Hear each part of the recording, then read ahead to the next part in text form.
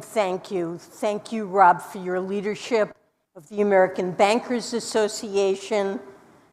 I greatly appreciate the invitation to be with all of you at an important moment. As everyone in this room knows, the American economy relies on a healthy banking system that can provide for the credit needs of families and businesses. American households depend on banks to finance their homes, invest in an education, and otherwise improve their standard of living. Businesses borrow from these institutions to start new companies and expand existing ones. Almost 2 weeks ago, we learned of problems at 2 banks that could have had significant impacts on the broader banking system and the economy. The situation demanded a swift response. In the days that followed, the federal government delivered just that: decisive and forceful actions to strengthen public confidence in the U.S. banking system and protect the American economy. Let me be clear. The government's recent actions have demonstrated our resolute commitment to take the necessary steps to ensure that depositors' savings and the banking system remain safe. Our approach had 2 main pillars. First, we worked with the Federal Reserve and FDIC to protect all depositors in the resolutions of Silicon Valley Bank and Signature Bank. The steps we took were not focused on aiding specific banks or classes of banks.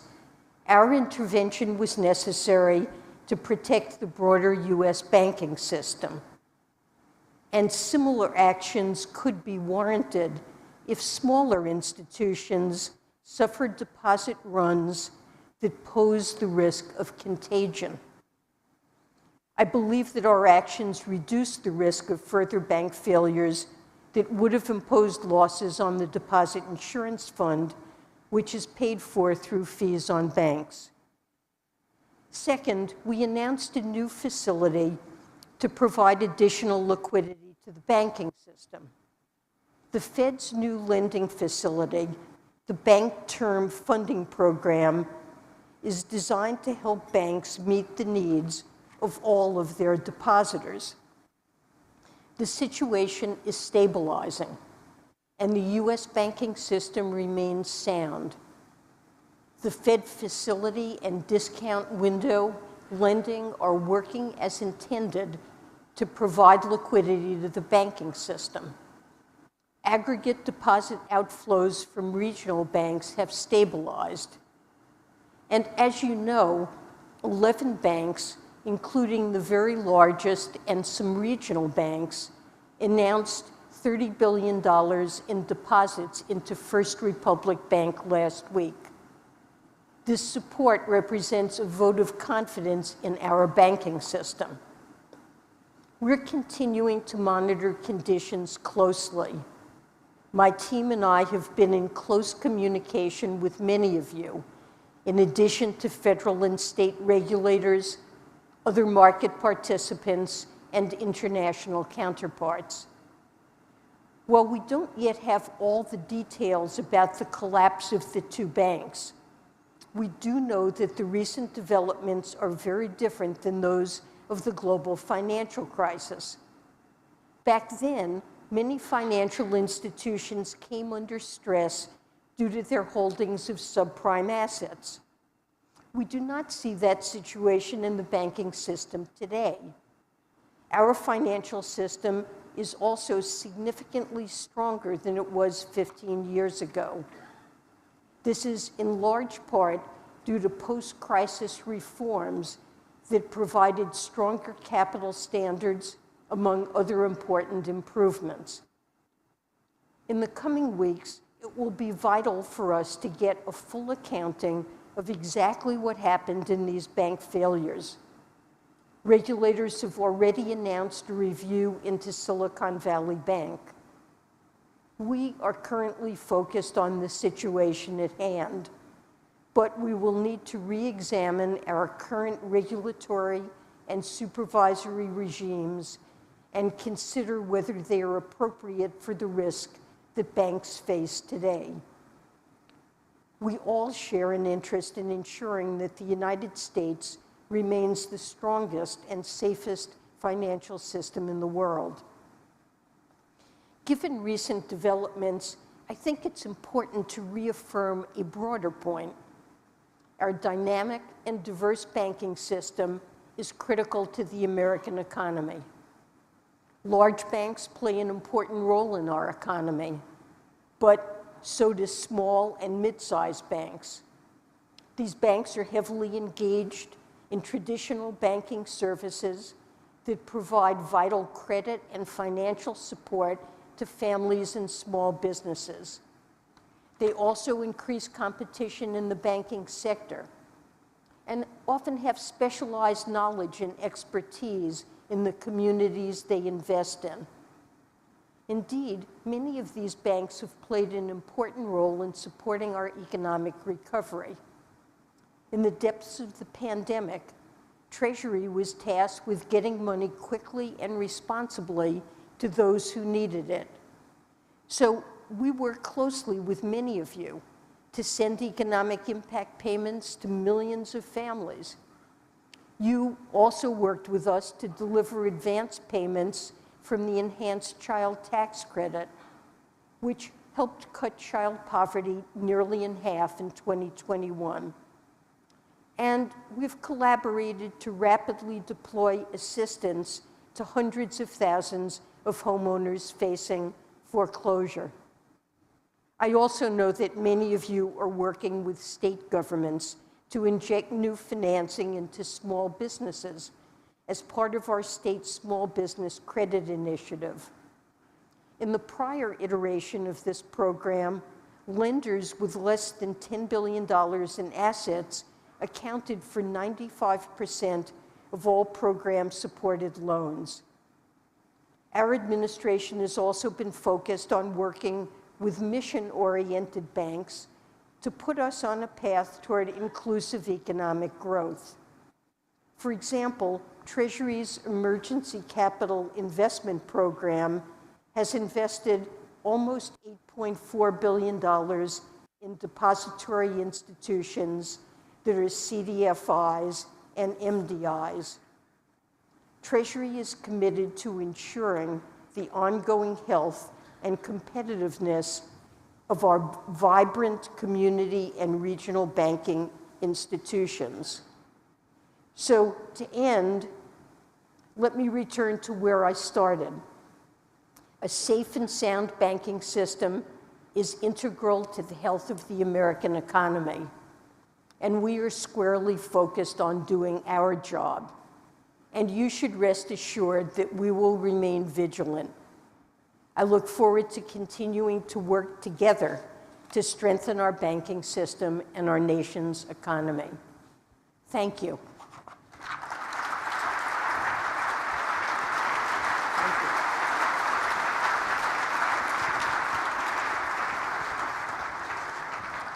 Secretary Yellen, thank you for your leadership during this time of stress and for taking time not only to deliver those important remarks, but to also give us a couple of questions as well. Sure. Let me start, I think an obvious one, and that's kind of the path forward. You've spoken about the extraordinary action that the Treasury and the Fed and the OCC and the FDIC took, but you also spoke about, or have spoken about, the making sure we have to understand the root causes of the factors before determining whether further regulatory or policy action needs to be taken. Can you expand on that and kind of give us an idea of what you and your fellow regulators are considering? You know, where do we go from here? Okay, very good question. So let me just start by saying that our banking system is sound, even as it's come under some pressure. As I indicated, this is different than 2008. 2008 was a solvency crisis. Rather, what we're seeing are contagious bank runs. We demonstrated last week that the federal government is resolutely committed to taking actions that will mitigate financial stability risks where that's necessary. And every step we have taken has been intended to reassure the public that our banking system is resilient and that we stand behind the banking system. The public should have confidence in our banking system, and it's our intention to remain vigilant in the days and weeks to come. And as I said in my remarks, that means potentially intervening if a smaller bank experiences the kinds of difficulties we have seen that pose the risk of contagion. So banks, of course, need access to adequate liquidity when they face deposit outflows. And really, that's the reason, that was the motivation for the founding of the Fed in 1913. So we need to make sure that the Federal Reserve is able to provide the liquidity that banks need. And we see the Fed's new facility and discount window lending as now working as intended to provide liquidity to the banking system. We're monitoring conditions closely, communicating very actively with federal and state regulators, and in touch with you and many of the banks in this room. We see the situation as having improved. Aggregate deposit outflows have stabilized. That's really what we're focused on, but you asked me to look forward. So we don't yet have all of the details about these two banks. As I said, we know, though, that this is a very different situation than the global financial crisis, when banks came under stress because they had subprime assets that lost value, and that was a situation where there was a shortage of capital. We have post-crisis reforms that have greatly improved capital standards and other important improvements in supervision.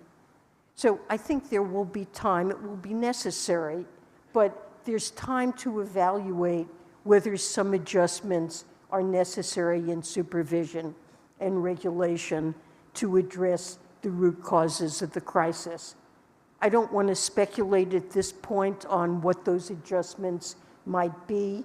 What I'm focused on is stabilizing our system and restoring the confidence of depositors. But it has been announced that Vice Chair for Supervision, Michael Barr, will undertake a thorough review of the failure of Silicon Valley Bank with an eye to determining next steps. So there will be time to consider whether some adjustments are necessary. Now we need to stabilize the system and restore confidence in its soundness. Thank you for that answer, and also thank you for your timely comments around deposit insurance and smaller banks, and for emphasizing that in your answer. Thank you. Second question I had for you, Secretary Yellen. You know, bankers in this room today represent banks from all across the country, all across the size spectrum, from small community banks, mid-sized banks, regional banks, money center banks, globally active banks. It's the entire U.S. banking sector. Can you speak to the importance of kind of the industry working together and unity, and what banks of all sizes should be focused on right now to reaffirm the faith that customers have placed in them?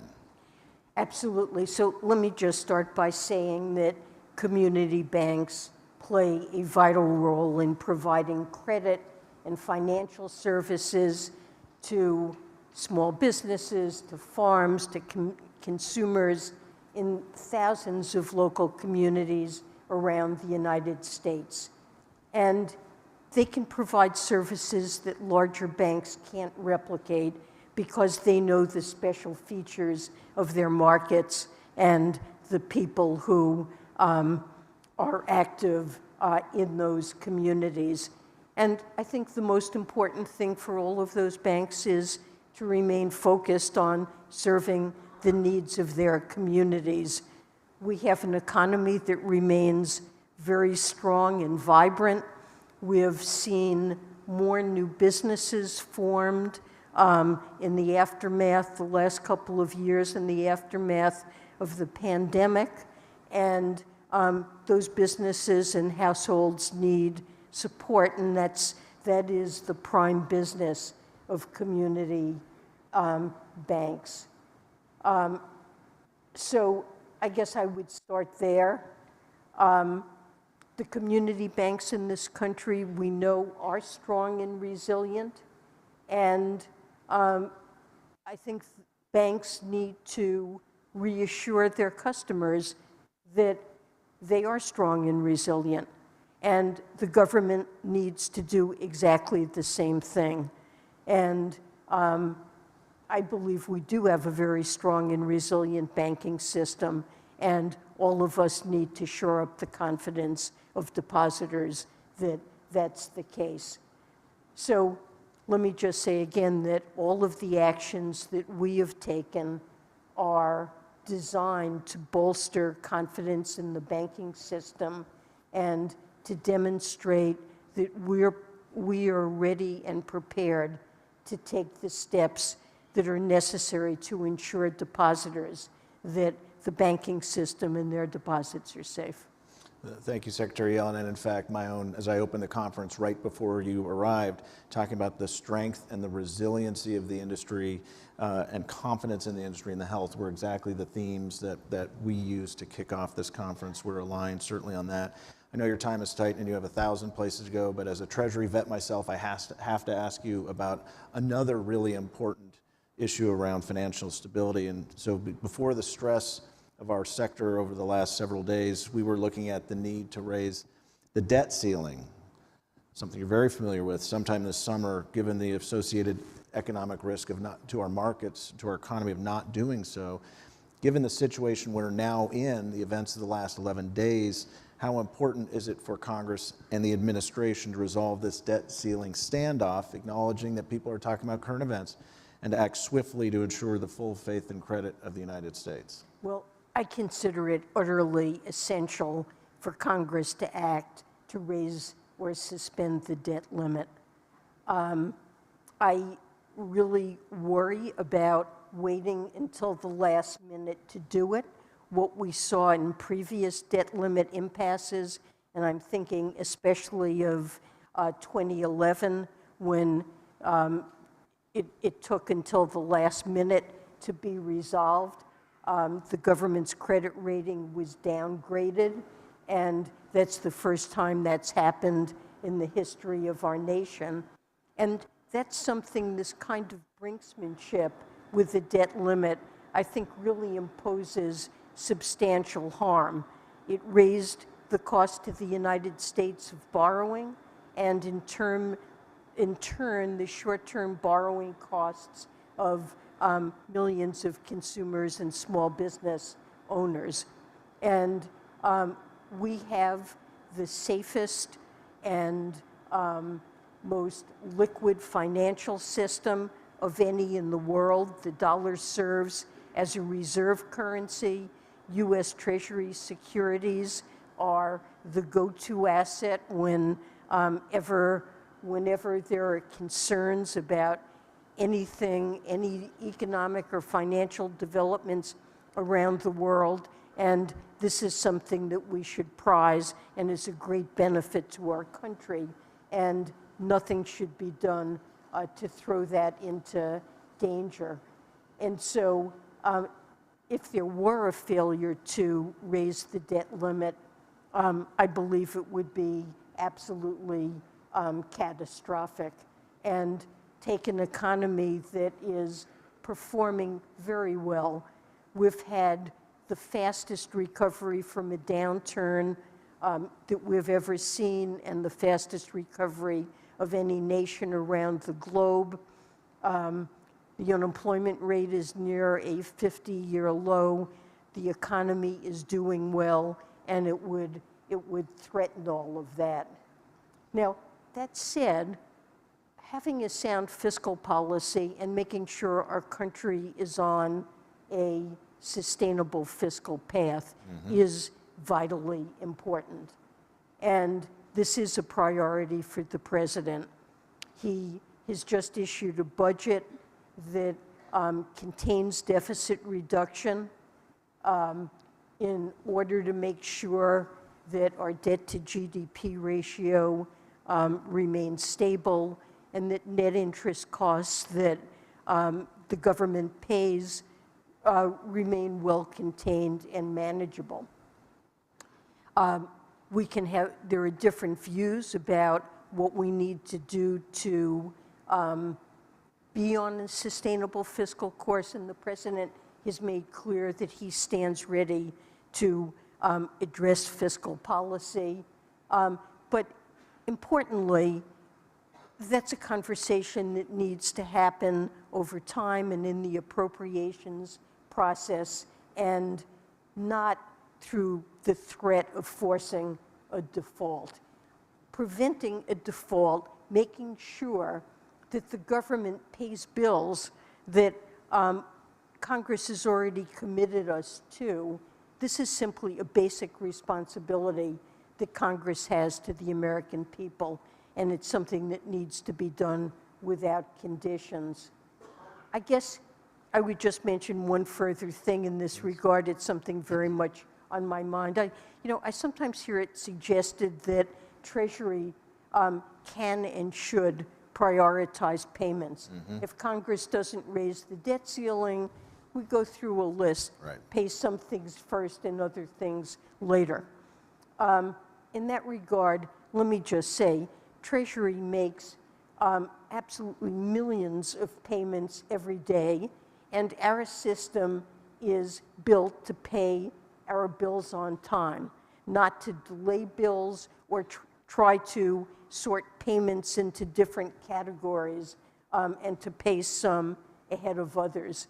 And there's a reason that Treasury secretaries of both parties have rejected the idea of prioritization as a risky and dangerous idea. It's never been done, and prioritizing is nothing other than default by another name. So I believe it's essential that Congress raise the debt ceiling and that they do it promptly in order not to inflict a truly catastrophic wound on our economy and financial system.